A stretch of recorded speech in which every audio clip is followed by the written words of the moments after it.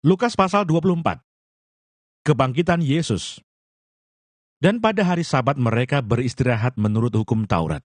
Tetapi pagi-pagi benar pada hari pertama minggu itu, mereka pergi ke kubur, membawa rempah-rempah yang telah disediakan mereka.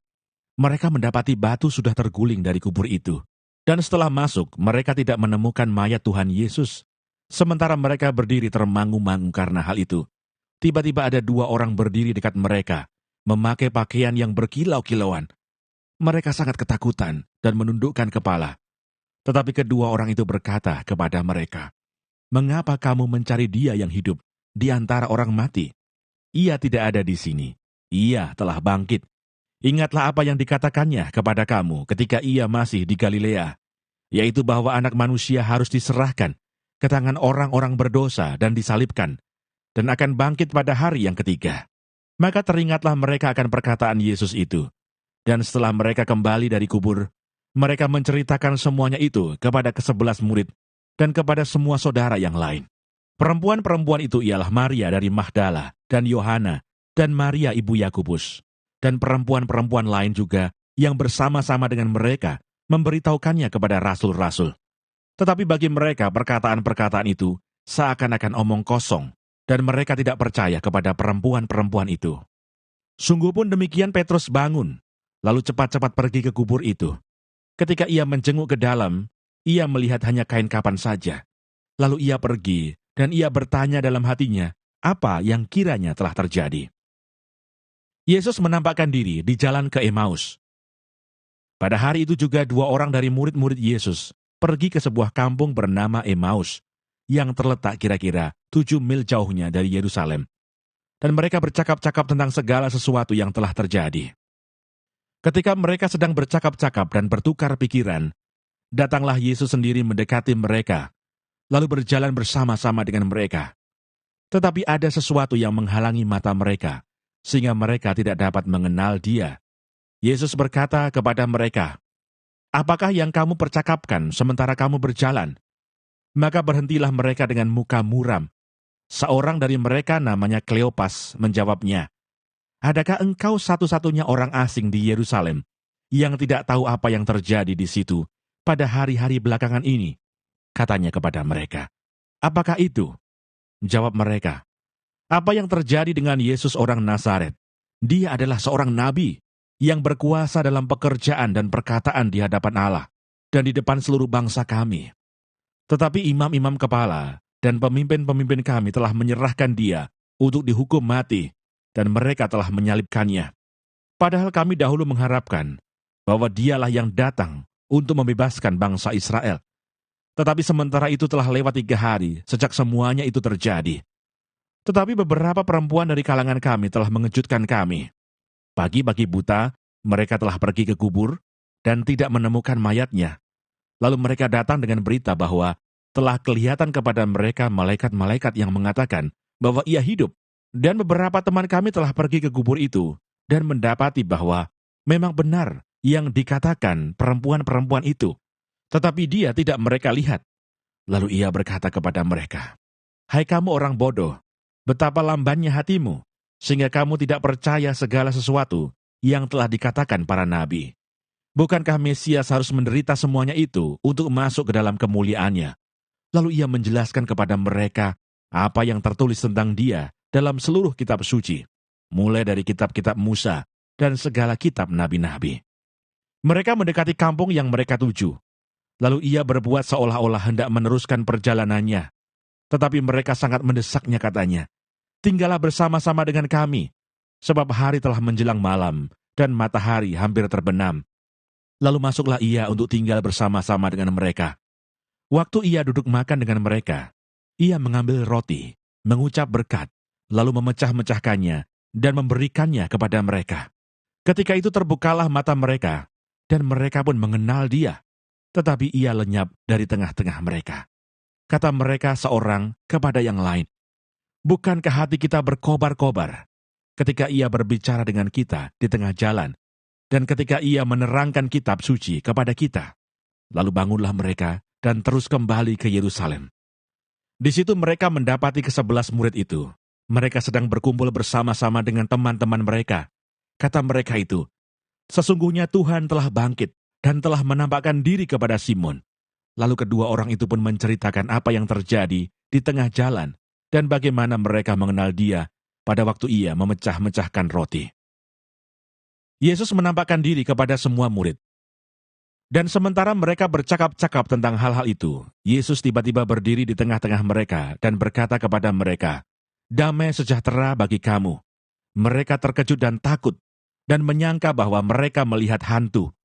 Akan tetapi Ia berkata kepada mereka, "Mengapa kamu terkejut dan apa sebabnya timbul keraguan-raguan di dalam hati kamu? Lihatlah tanganku dan kakiku, aku sendirilah ini.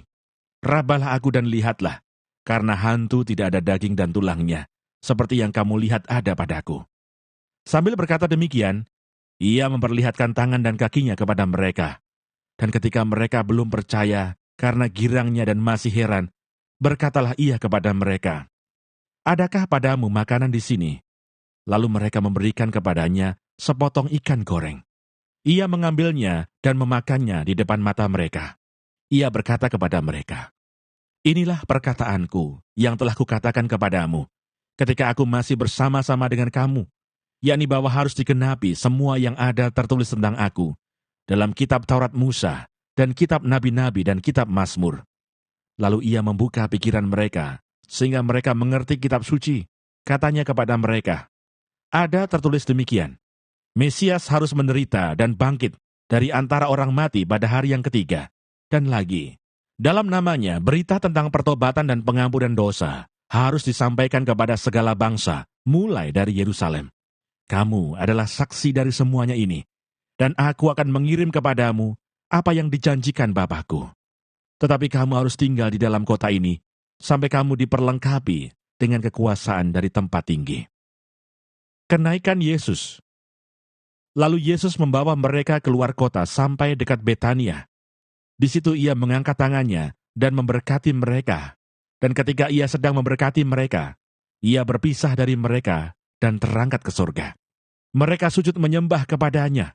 Lalu mereka pulang ke Yerusalem dengan sangat bersuka cita. Mereka senantiasa berada di dalam bait Allah dan memuliakan Allah. Injil Yohanes. Yohanes pasal 1. Firman yang telah menjadi manusia. Pada mulanya adalah Firman. Firman itu bersama-sama dengan Allah, dan Firman itu adalah Allah. Ia pada mulanya bersama-sama dengan Allah. Segala sesuatu dijadikan oleh Dia, dan tanpa Dia tidak ada suatu pun yang telah jadi dari segala yang telah dijadikan. Dalam Dia ada hidup, dan hidup itu adalah terang manusia. Terang itu bercahaya di dalam kegelapan, dan kegelapan itu tidak menguasainya. Datanglah seorang yang diutus Allah, namanya Yohanes. Ia datang sebagai saksi untuk memberi kesaksian tentang terang itu, supaya oleh Dia semua orang menjadi percaya. Ia bukan terang itu, tetapi Ia harus memberi kesaksian tentang terang itu, terang yang sesungguhnya, yang menerangi setiap orang, sedang datang ke dalam dunia. Ia telah ada di dalam dunia, dan dunia dijadikan oleh-Nya, tetapi dunia tidak mengenalnya. Ia datang kepada milik kepunyaannya, tetapi orang-orang kepunyaannya itu tidak menerimanya. Tetapi semua orang yang menerimanya diberinya kuasa supaya menjadi anak-anak Allah, yaitu mereka yang percaya dalam namanya. Orang-orang yang diperanakkan bukan dari darah atau dari daging, bukan pula secara jasmani oleh keinginan seorang laki-laki, melainkan dari Allah. Firman itu telah menjadi manusia dan diam di antara kita, dan kita telah melihat kemuliaannya, yaitu kemuliaan yang diberikan kepadanya sebagai anak tunggal Bapa, penuh kasih karunia dan kebenaran. Yohanes memberi kesaksian tentang Dia dan berseru, katanya, "Inilah Dia yang kumaksudkan ketika aku berkata, kemudian daripada aku akan datang Dia yang telah mendahului aku, sebab Dia telah ada sebelum aku." Karena dari kepenuhannya kita semua telah menerima kasih karunia demi kasih karunia. Sebab hukum Taurat diberikan oleh Musa, tetapi kasih karunia dan kebenaran datang oleh Yesus Kristus. Tidak seorang pun yang pernah melihat Allah, tetapi anak tunggal Allah yang ada di pangkuan Bapa, Dialah yang menyatakannya. Kesaksian Yohanes tentang dirinya sendiri. Dan inilah kesaksian Yohanes ketika orang Yahudi dari Yerusalem mengutus beberapa imam dan orang-orang Lewi kepadanya untuk menanyakan dia, "Siapakah engkau?" Ia mengaku dan tidak berdusta katanya, "Aku bukan Mesias." Lalu mereka bertanya kepadanya, "Kalau begitu siapakah engkau, Elia?" Dan ia menjawab, "Bukan." "Engkaukah nabi yang akan datang?" Dan ia menjawab, "Bukan." Maka kata mereka kepadanya, "Siapakah engkau?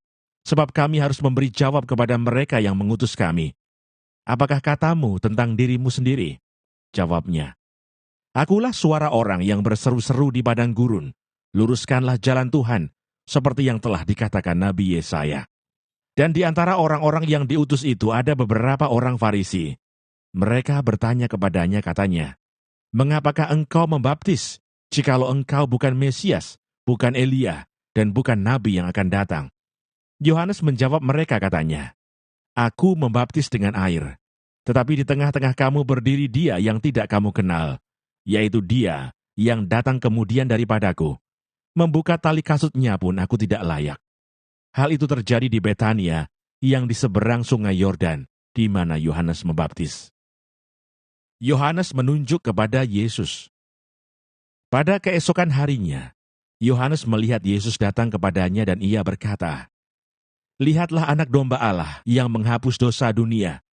Dialah yang kumaksud ketika kukatakan, kemudian daripadaku akan datang seorang yang telah mendahului aku, sebab dia telah ada sebelum aku.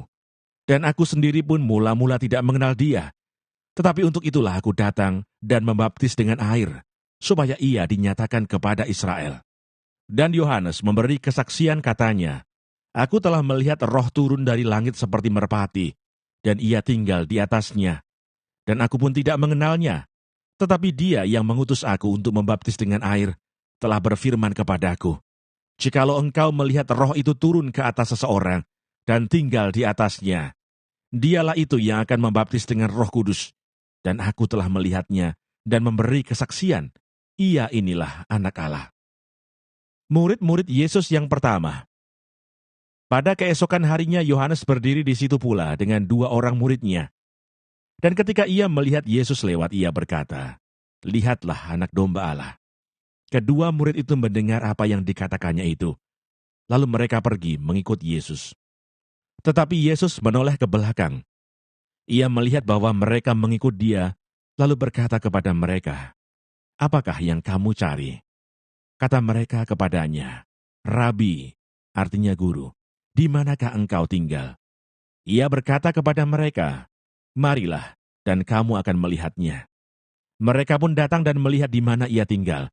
Dan hari itu mereka tinggal bersama-sama dengan dia. Waktu itu kira-kira pukul 4. Salah seorang dari keduanya yang mendengar perkataan Yohanes, lalu mengikut Yesus adalah Andreas, saudara Simon Petrus. Andreas mula-mula bertemu dengan Simon, saudaranya, dan ia berkata kepadanya, "Kami telah menemukan Mesias," artinya Kristus. Ia membawanya kepada Yesus. Yesus memandang dia dan berkata, "Engkau Simon anak Yohanes, engkau akan dinamakan Kefas," artinya Petrus. Pada keesokan harinya Yesus memutuskan untuk berangkat ke Galilea. Ia bertemu dengan Filipus dan berkata kepadanya, "Ikutlah aku." Filipus itu berasal dari Betsaida, kota Andreas dan Petrus. Filipus bertemu dengan Natanael dan berkata kepadanya, "Kami telah menemukan dia yang disebut oleh Musa dalam kitab Taurat dan oleh para nabi, yaitu Yesus, anak Yusuf dari Nazaret." Kata Natanael kepadanya, "Mungkinkah sesuatu yang baik datang dari Nazaret?" Kata Filipus kepadanya, "Mari dan lihatlah." Yesus melihat Natanael datang kepadanya, lalu berkata tentang dia, "Lihat, inilah seorang Israel sejati, tidak ada kepalsuan di dalamnya." Kata Natanael kepadanya, "Bagaimana engkau mengenal aku?"